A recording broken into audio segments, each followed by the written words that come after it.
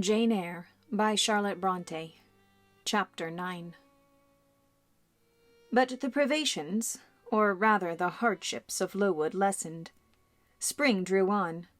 She was indeed already come. The frosts of winter had ceased. Its snows were melted, its cutting winds ameliorated. My wretched feet, flayed and swollen to lameness by the sharp air of January, began to heal and subside under the gentler breathings of April. The nights and mornings no longer by their Canadian temperature froze the very blood in our veins. We could now endure the play hour in the garden.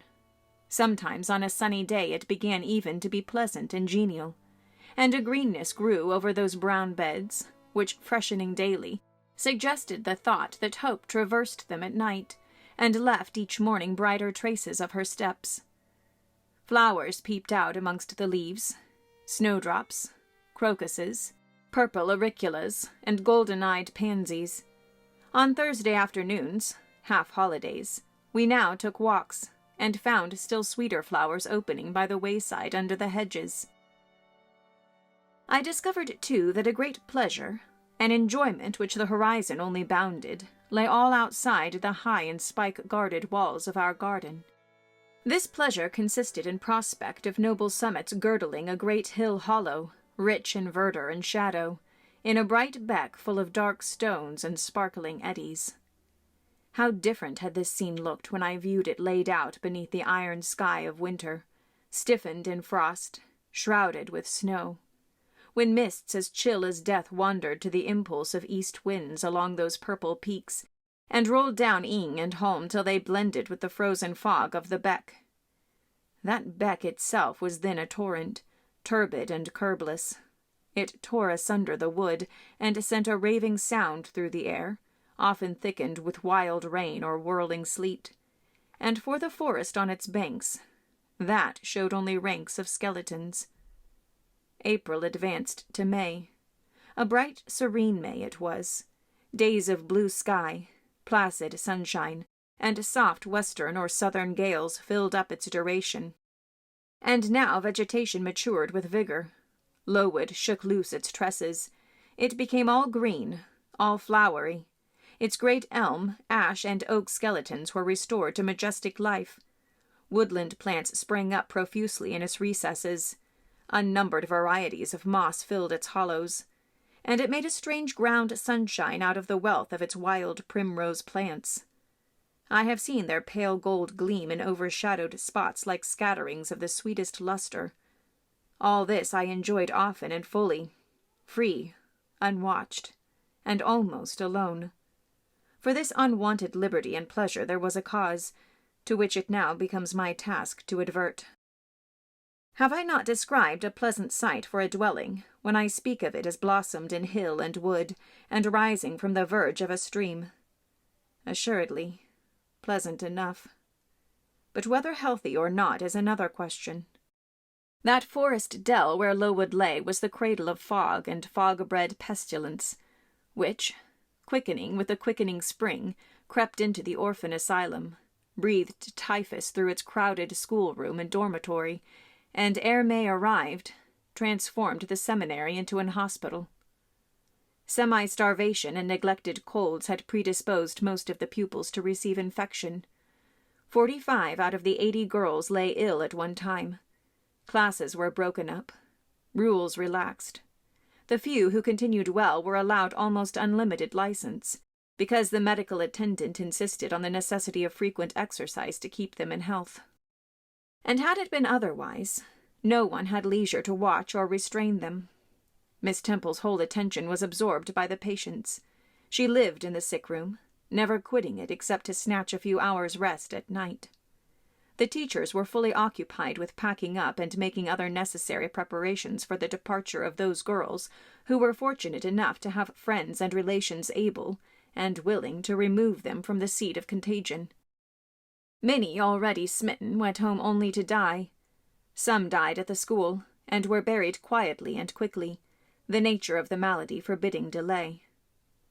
While disease had thus become an inhabitant of Lowood, and death its frequent visitor, while there was gloom and fear within its walls, while its rooms and passages steamed with hospital smells, the drug and the pastille striving vainly to overcome the effluvia of mortality.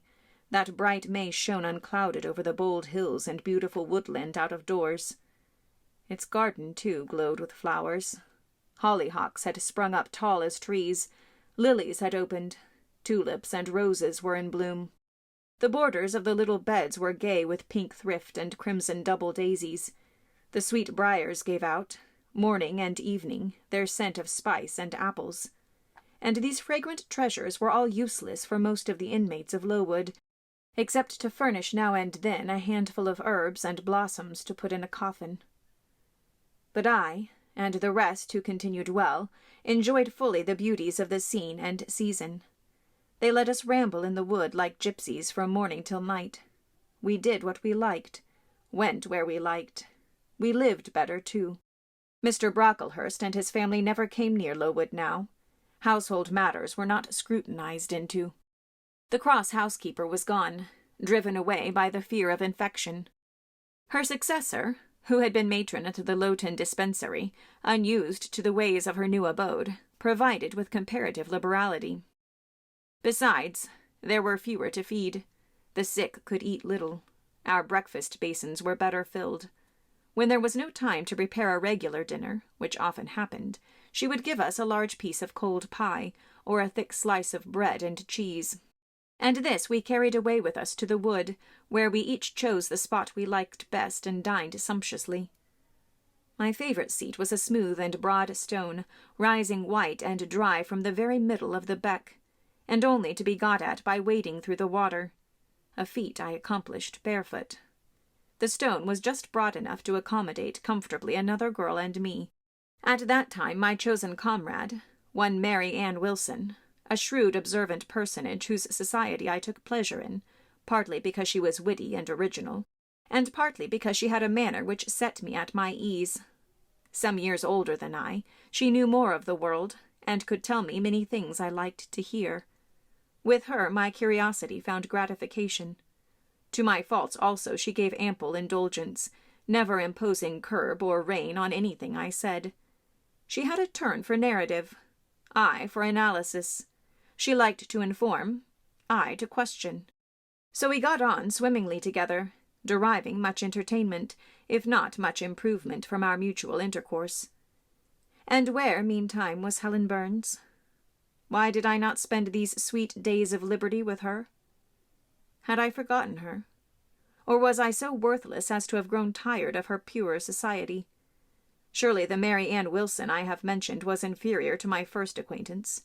She could only tell me amusing stories, and reciprocate any racy and pungent gossip I chose to indulge in. While, if I have spoken truth of Helen, she was qualified to give those who enjoyed the privilege of her converse a taste of far higher things. True, reader, and I knew and felt this. And though I am a defective being, with many faults and few redeeming points, yet I never tired of Helen Burns, nor ever ceased to cherish for her a sentiment of attachment, as strong, tender, and respectful as any that ever animated my heart. How could it be otherwise, when Helen, at all times and under all circumstances, evinced for me a quiet and faithful friendship, which ill-humour never soured, nor irritation ever troubled? But Helen was ill at present. For some weeks she had been removed from my sight to I knew not what room upstairs. She was not, I was told, in the hospital portion of the house with the fever patients, for her complaint was consumption, not typhus, and by consumption I, in my ignorance, understood something mild, which time and care would be sure to alleviate. I was confirmed in this idea by the fact of her once or twice coming downstairs on very warm sunny afternoons, and being taken by Miss Temple into the garden. But, on these occasions, I was not allowed to go and to speak to her. I only saw her from the schoolroom window, and then not distinctly, for she was much wrapped up, and sat at a distance under the veranda. One evening, in the beginning of June, I had stayed out very late with Mary Ann in the wood. We had, as usual, separated ourselves from the others, and had wandered far. So far that we lost our way, and had to ask it at a lonely cottage, where a man and woman lived, who looked after a herd of half-wild swine that fed on the mast in the wood. When we got back, it was after moonrise. A pony, which we knew to be the surgeon's, was standing at the garden door. Mary Ann remarked that she supposed someone must be very ill, as Mr. Bates had been sent for at that time of the evening. She went into the house. I stayed behind a few minutes to plant in my garden a handful of roots I had dug up in the forest, and which I feared would wither if I left them till the morning. This done, I lingered yet a little longer. The flowers smelt so sweet as the dew fell. It was such a pleasant evening, so serene, so warm. The still glowing west promised so fairly another fine day on the morrow. The moon rose with such majesty in the grave east. I was noting these things, and enjoying them as a child might, when it entered my mind as it had never done before. How sad to be lying now on a sick-bed, and to be in danger of dying. This world is pleasant. It would be dreary to be called from it, and to have to go who knows where. And then my mind made its first earnest effort to comprehend what had been infused into it concerning heaven and hell, and for the first time it recoiled, baffled. And for the first time glancing behind, on each side and before it, it saw all round an unfathomed gulf. It felt the one point where it stood, the present. All the rest was formless cloud and vacant depth, and it shuddered at the thought of tottering and plunging amid that chaos. While pondering this new idea, I heard the front door open. Mr. Bates came out, and with him was a nurse. After she had seen him mount his horse and depart, she was about to close the door, but I ran up to her. "How is Helen Burns?" "Very poorly," was the answer. "Is it her Mr. Bates has been to see?" "Yes." "And what does he say about her?" "He says she'll not be here long." This phrase, uttered in my hearing yesterday, would have only conveyed the notion that she was about to be removed to Northumberland, to her own home. I should not have suspected that it meant she was dying. But I knew it instantly now. It opened clear on my comprehension that Helen Burns was numbering her last days in this world, and that she was going to be taken to the region of spirits, if such region there were. I experienced a shock of horror, then a strong thrill of grief, then a desire, a necessity to see her, and I asked in what room she lay. "She is in Miss Temple's room," said the nurse. "May I go up and see to her?" "Oh, no, child. It is not likely. And now it is time for you to come in. You'll catch the fever if you stop out when the dew is falling." The nurse closed the front door. I went in by the side entrance which led to the schoolroom. I was just in time. It was 9 o'clock, and Miss Miller was calling the pupils to go to bed.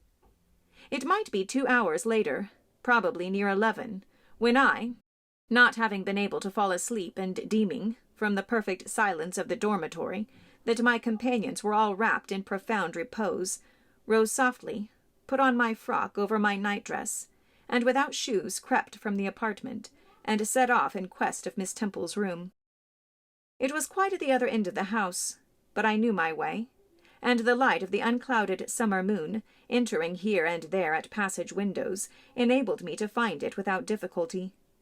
An odor of camphor and burnt vinegar warned me that I came near the fever room, and I passed its door quickly, fearful lest the nurse who sat up at night should hear me.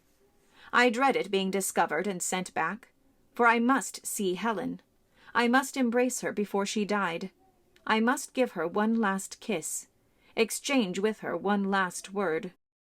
Having descended a staircase, traversed a portion of the house below, and succeeded in opening and shutting, without noise, 2 doors, I reached another flight of steps. These I mounted, and then, just opposite to me, was Miss Temple's room. A light shone through the keyhole, and from under the door. A profound stillness pervaded the vicinity. Coming near, I found the door slightly ajar, probably to admit some fresh air into the close abode of sickness. Indisposed to hesitate, and full of impatient impulses, soul and senses quivering with keen throes, I put it back and looked in.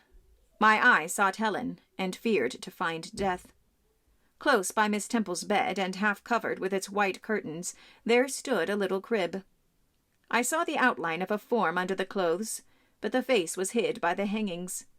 The nurse I had spoken to in the garden sat in an easy-chair, asleep. An unsnuffed candle burnt dimly on the table. Miss Temple was not to be seen. I knew afterwards that she had been called to a delirious patient in the fever-room. I advanced, then paused by the crib-side. My hand was on the curtain, but I preferred speaking before I withdrew it. I still recoiled at the dread of seeing a corpse. "Helen," I whispered softly, "are you awake?" She stirred herself, put back the curtain, and I saw her face, pale, wasted, but quite composed. She looked so little changed that my fear was instantly dissipated. "Can it be you, Jane?" she asked in her own gentle voice. "Oh, I thought, she is not going to die. They are mistaken. She could not speak and look so calmly if she were." I got on her crib and kissed her. Her forehead was cold, and her cheek both cold and thin, and so were her hand and wrist. But she smiled as of old. "Why are you come here, Jane? It is past 11 o'clock. I heard it strike some minutes since." "I came to see you, Helen. I heard you were very ill, and I could not sleep till I had spoken to you." "You came to bid me good-bye, then? You are just in time, probably." "Are you going somewhere, Helen? Are you going home?" "Yes, to my long home, my last home." "No, no, Helen." I stopped, distressed. While I tried to devour my tears, a fit of coughing seized Helen. It did not, however, wake the nurse. When it was over, she lay some minutes exhausted. Then she whispered, "Jane, your little feet are bare. Lie down and cover yourself with my quilt." I did so. She put her arm over me, and I nestled close to her. After a long silence, she resumed, still whispering, "I am very happy, Jane, and when you hear that I am dead, you must be sure and not grieve. There is nothing to grieve about. We all must die one day, and the illness which is removing me is not painful. It is gentle and gradual. My mind is at rest. I leave no one to regret me much. I have only a father, and he is lately married and will not miss me. By dying young I shall escape great sufferings. I had not qualities or talents to make my way very well in the world. I should have been continually at fault." "But where are you going to, Helen? Can you see? Do you know?" "I believe. I have faith. I am going to God." "Where is God? What is God?" "My Maker and yours, who will never destroy what he created. I rely implicitly on his power, and confide wholly in his goodness. I count the hours till that eventful one arrives which shall restore me to him, reveal me to him." "You are sure, then, Helen, that there is such a place as heaven, and that our souls can get to it when we die?" "I am sure there is a future state. I believe God is good. I can resign my immortal part to him without any misgiving. God is my Father. God is my friend. I love him. I believe he loves me." "And shall I see you again, Helen, when I die?" "You will come to the same region of happiness, be received by the same mighty, universal parent, no doubt, dear Jane." Again I questioned, but this time only in thought. "Where is that region? Does it exist?" And I clasped my arms closer round Helen. She seemed dearer to me than ever. I felt as if I could not let her go. I lay with my face hidden on her neck. Presently she said in the sweetest tone, "How comfortable I am! That last fit of coughing has tired me a little. I feel as if I could sleep. But don't leave me, Jane. I like to have you near me." "I'll stay with you, dear Helen. No one shall take me away." "Are you warm, darling?" "Yes." "Good night, Jane." "Good night, Helen." She kissed me, and I her, and we both soon slumbered. When I awoke, it was day. An unusual movement roused me. I looked up. I was in somebody's arms. The nurse held me. She was carrying me through the passage back to the dormitory. I was not reprimanded for leaving my bed. People had something else to think about. No explanation was afforded then to my many questions. But a day or two afterwards I learned that Miss Temple, on returning to her own room at dawn, had found me laid in a little crib, my face against Helen Burns's shoulder, my arms round her neck. I was asleep, and Helen was dead. Her grave is in Brocklebridge churchyard. For 15 years after her death it was only covered by a grassy mound, but now a grey marble tablet marks the spot, inscribed with her name, and the word Resurgam.